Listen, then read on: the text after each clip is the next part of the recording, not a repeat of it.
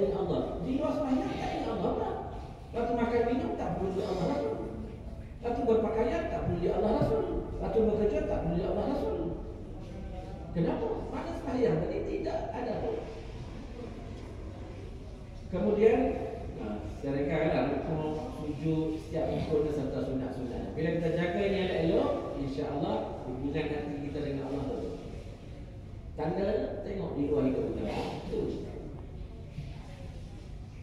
Kalau kita masih kurang akhlak, contoh, kita tak ada lagi. Dan dekat luar tu tak ada akhlak. Kita tu tak berakhlak. Ataupun boleh jadi kita buat salah tak erti nak minta maaf. Mana tak ada. Tapi kalau kita buat salah, oh maafkan saya. Adalah tu. Dia buat salah tapi dia sedar kesalahan dia. Maafkan saya. Mana sembahyang ni dah hidup. Sembahyang ni dah ada khusyuk. Dah boleh bawa ke luar sembahyang. Kalau orang bagi rasuah ambil lah kau nampak. Tak ada sebab apa?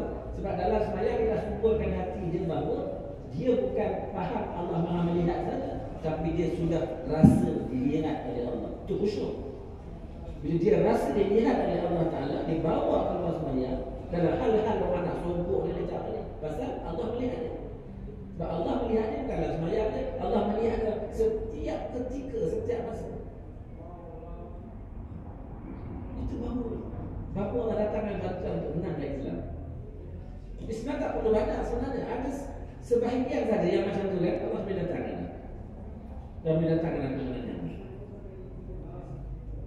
Kita masih ingat kan ayat kami fi'ati walillahi walillah fi atakafirata fi iznillah. Kan telah berlaku yang sedikit boleh mengalahkan yang ramai dengan izin Allah kan. Cerita berkaitan dengan apa? Cerita dengan apa? Talut dengan Jalut kan. Kan dia besar. Kalau ikut ayat tu dia besar. Nanti sebab tentera Jalut tu ramai. Tentu kita sikit. Kan? Tapi dia besar. Dia besar. Jangan minum jangan minum air sungai. Tapi pakak-pakak tu minum je lah. Nampak? Pasal apa? Tak tahan. Bila kita tak tahan, kita dah sikit boleh menang. Tak boleh menang. Sebab kalau kita sedikit nak mengalahkan ramai, kita kena betul bertakwa. Tak. Ni yang bayar. Itu baru air, kita buka air lagi macam-macam. Kita balik kat situ insya-Allah mudah-mudahan. Jadi kemudian yang kedua ni adalah bila kata mulai dirikan sembahyang dengan merasakan kebesaran Allah. Saya dah sebut ni. Kita kena rasa bahawa kita ni kalau Allah tak bagi kita boleh berdiri di hadapan Allah, berdiri di hadapan Allah. Macam mana kita nak main? Siapa yang bagi kita boleh berdiri di hadapan Allah? Allah.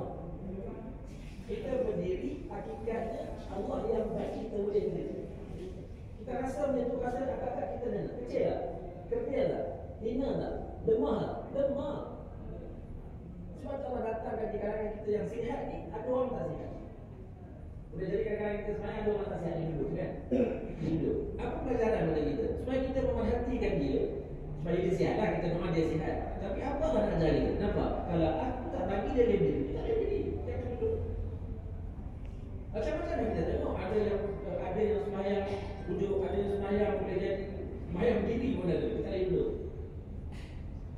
Ada semayang baring, macam-macam keadaan. Tapi kita tengok saja. Kita tengok dengan mata kepala, kita tengok dengan mata hati kita. Kalau kita tengok dengan mata hati kita, agak-agak macam mana kita nak faham? Ya Allah, aku boleh berdiri ni ya Allah. Kalau kau tak bagi aku berdiri, sakit lutut pun dah cukup kan? Kalau tak boleh berdiri kan macam mana? Jadi kita rasa ya Allah, kita rasa ya Allah. Dalam keadaan begitu kita rasa lemah kita ni, kita akan takbir sedap. Kau tidak. Itu dia kata mulai sembahyang dengan rasa kebesaran Allah, rasa nikmat semua daripada Allah. Ini perlu latih tepi. Dia bukan boleh dengar sekali, dia kena berkali-kali. Baik dimasuk ke dalam hati. Untuk saya lah, saya semula bukan saya kata tuan-tuan lah. Maksud saya lah, kita semua kena latih tepi. Sebab kita sembahyang supaya datang hati kita. Sampai kita rasa itu. Ini kita berapa lama dah boleh berdiri di hadapan Allah Ta'ala. Tak rasa Allah bagi kita boleh berdiri. Kita rasa sebab kita kuat, sebab kita sihat, sebab kita orang muda. Kan? Sebab memang Allah nak kita mimpi. Alah, dia dah tua memang tak ramai orang muda yang tak boleh pilih. Kalau kita kata dia orang tua, berapa ramai orang muda tak boleh pilih? Boleh berdiri di tempat lain, tak boleh berdiri di hadapan Allah. Kenapa? Hadapan tu bahasa sama-sama mutasyabihat dengan tak payah berfikir lah. Kita tak faham lah kata dia hadapan.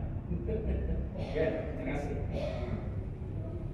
Dia sampai menyedari ketika itu dia sedang berdiri di hadapan Allah Azza wa Jalla yang Maha Agung. Kita rasa Allah tengok kita apa saja. Allah boleh mati kita bila-bila masa. Allah boleh tarik nikmat bila-bila masa. Semua daripada dia. Dalam keadaan begitu, kita semayang insya-Allah tak banyak sikit, kan? Sikit-sikit insya-Allah.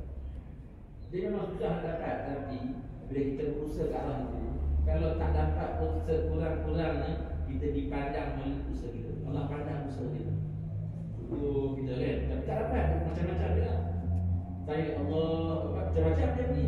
Tapi kita nak ni tak dapat dia. Tapi mudah-mudahan Allah pandang usaha kita. Nak ni insya-Allah. Allah Alam. Cukup aku. Sekarang tu. Dia kalau ikut memang panjang lagi lah. Tak boleh lah tu kan. Dia subuh tu kita mau balik lah. Peringkat yang ketiga. Siapa ada kelapangan, subuh tu kita jumpa lagi untuk sambung peringkat yang ketiga. Soalan dia agak panjang sebab saya nak bawa dalam konteks kalau betul kita faham di mana disuruh oleh pengarang ni, kenapa disebut memelihara sembahyang. Sebab bila kita memelihara sembahyang, dia akan jadi apa? Kita akan dapat membangunkan dunia dan akhirat. Tapi kalau kita memelihara sembahyang tapi tak faham apa yang dikendaki dalam sembahyang, maka kita tertipu. Kita tertipu. Sebab kita dapat nak tundukkan dunia ni mengikut kehendak Allah dan Rasul. Kita biarlah dalam fikir, kita yang fikir. Salah, kita kena fikir. Sebab kalau kita tak memikirkan, maka dia akan pergi kepada orang tak beriman. Bila orang tak beriman, dia fikir dia akan merosakkan. Dia perlu orang beriman uruskan itu.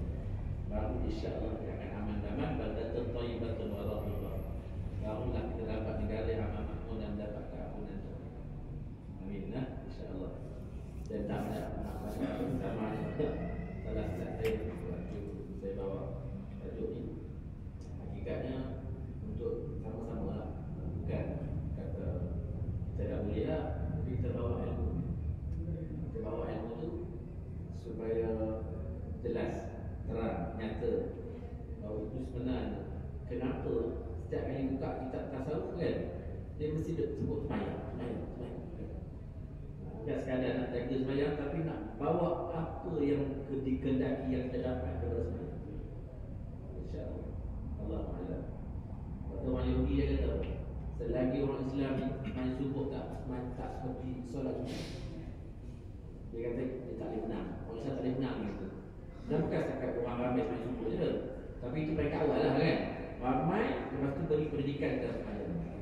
Bila ramai tu, maka akan lahirlah orang-orang yang hebat-hebat dalam dunia ni, kan? Yang semua jadikan dunia sebagai alat untuk mendapat data Allah Ta'ala. Tengok masa semua yang lain akan turun.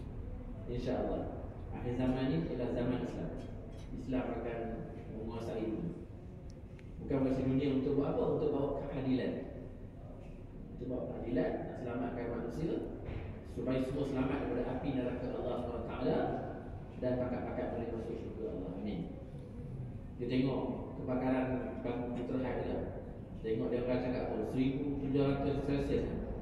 Dia tu kalau kena habur je, kecil-kecil. Bukan neraka, api dunia. Api dunia ni pula diambil hanya daripada besar zarah daripada api neraka. Besar zarah api neraka. Dah besar zarah kalau kitab-kitab dia besar biji-biji je. Besar zarah, besar zarah. Besar zarah ni nak tengok pakai mikroskop. Lepas tu kalau letak saja kat dunia, pecah dunia. Jadi buat mana? Api yang besar zarah tu kena dibasuh dulu, baru letak kat dunia. Api besar zarah tu lah kita tengok.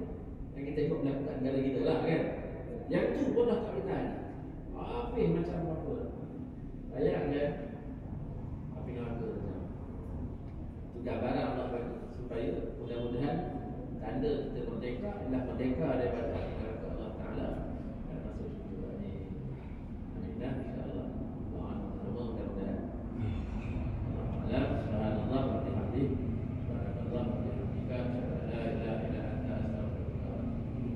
Allahumma shalli ala sayyidina Muhammad wa ala alihi wa sahbihi wa sallim.